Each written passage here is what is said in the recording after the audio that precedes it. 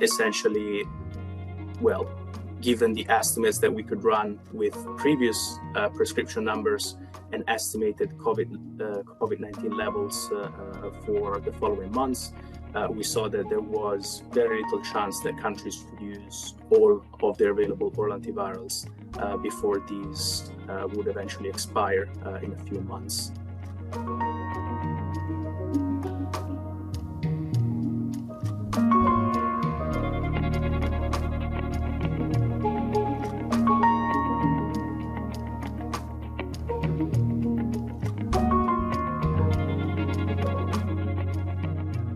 There are a plenty of drug interactions that are possible. The risk balancing is not easy.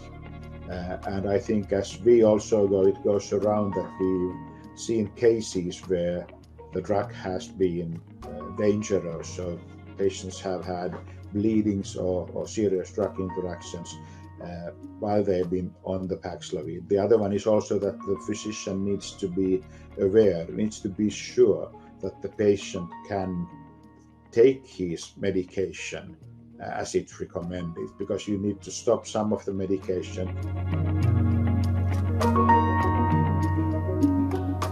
The UK, the population that can actually access Paxlovid has been severely restricted by these prescription criteria that are much more restrictive than in many other countries globally.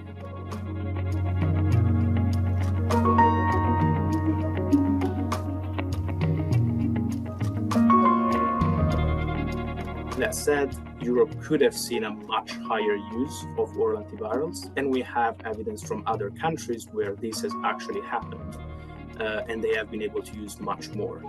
And they may depend on how many points have been able to distribute these treatments, how far into the pandemic they've decided to allow pharmacies to distribute these treatments, for example, and so on.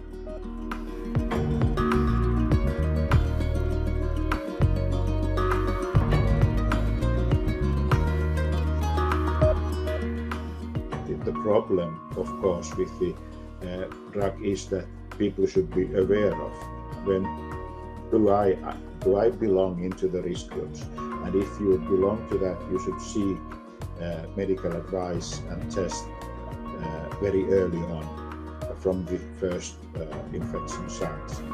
We've been trying to educate the people, those who are in the specialized healthcare, so that the patients would get the drug from the hospital.